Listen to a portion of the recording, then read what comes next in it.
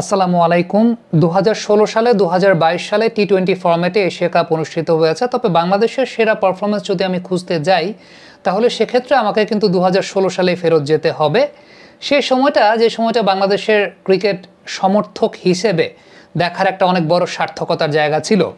আপনি যদি আমাকে ব্যক্তিগতভাবে বেছে নিতে বলেন যে বাংলাদেশের টপ 3 পারফরমেন্সেস অর্থাৎ এশিয়া কাপ টি-20 ফরম্যাটে বাংলাদেশের সেরা 3টা পারফরমেন্সের মধ্যে আমি ১ নম্বরে রাখবো সাব্বির রহমানের ৮০ রানের ইনিংসটা শ্রীলঙ্কার এগেনস্টে তিনি করেছিলেন ২০১৬ এশিয়া কাপে, যেটা মিরপুর শেরেবাংলা ন্যাশনাল ক্রিকেট স্টেডিয়ামে হয়েছিল। সাব্বির রহমান ৫৪ বল থেকে তিনি ৮০ রান করেছিলেন, যেখানে ১০টা ৪ এবং ৩টা ছক্কার মার তিনি মেরেছিলেন।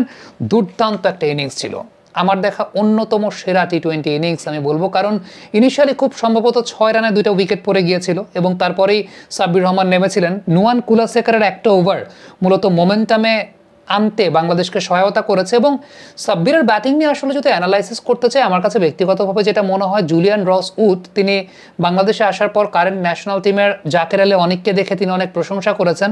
তিনি যদি পিক টাইমার সাব্বির রহমানকে দেখতেন আরও অনেক বেশি মাত্রায় প্রশংসা করতেন, বা এখনও যদি আমার কাছে মনে হয় যে বিপিএলে যদি সাব্বিরকে তিনি কখনো ট্রেন করাতে পারেন তাহলে তিনি অনেক বেশি মাত্রায় প্রশংসা করবেন। কারণ আমরা সবসময় যে বিষয়টা বলি যে হার্ড হিটিং বা পাওয়ার হিটিংয়ের অন্যতম বড় বৈশিষ্ট্যের জায়গাটা হচ্ছে আপনার মাথাটা যাতে পড়ে না যায়। এ কারণে যে কয়েকটা বিষয় প্রয়োজন, সেটা হচ্ছে স্ট্রং বেসটা খুব গুরুত্বপূর্ণ, ফ্রন্ট লেগ ক্লিয়ার করাটা খুব গুরুত্বপূর্ণ যদি আপনি অ্যাক্রস না যান, আর যদি অ্যাক্রস আপনি যান তখন আপনার টো পজিশন ঠিক রাখাটা খুব গুরুত্বপূর্ণ যাতে আপনার মাথার পজিশনটা ঠিক থাকে, এবং মাথা পড়ে গেলে আপনি হার্ড হিটিংটা করাটা ডিফিকাল্ট। সাব্বিরের আমার কাছে মনে হয় বাংলাদেশের ক্রিকেট ইতিহাসে টি-20 আমি যদি বলি, পর্যালোচনা করি, সাব্বিরের মতো এত স্টেবল মাথা, এত স্টেবল বডি ব্যালেন্স আমি সত্যিকারের অর্থে কাউকে দেখিনি।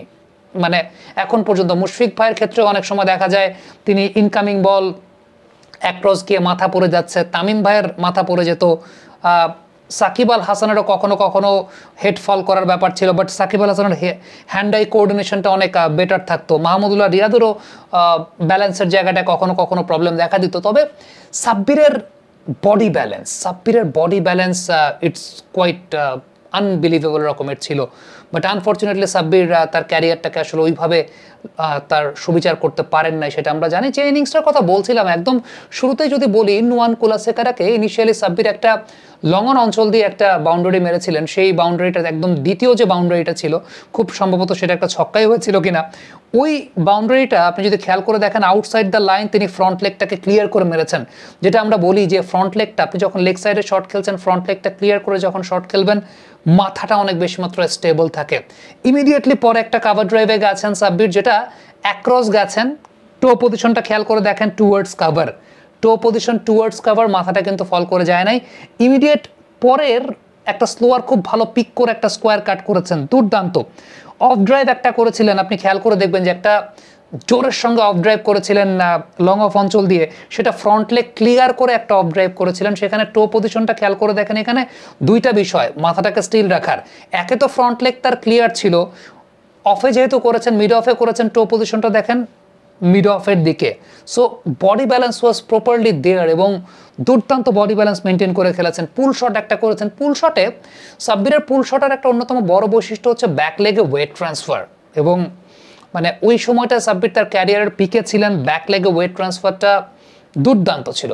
পেছনের পায়ের উপর ভরটাকে, ব্যালেন্সটাকে মেনটেন করা, একটা স্লক সুইপ করেছিলেন ফ্রন্ট লেগ ক্লিয়ার করে। আমার কাছে মানে ওই সময় সাব্বিরের শটে আপনি ভুল বের করতে পারবেন না, বা তার বডি ব্যালেন্স বিচ্যুত হয়ে যাচ্ছে সেটা আপনি বের করতে পারবেন না। So it was something else. আমি ওই ইনিংসটা এখনও খুব চেরিশ করি, যে ৮০ রানের একটা ইনিংস খেলেছিলেন। এবং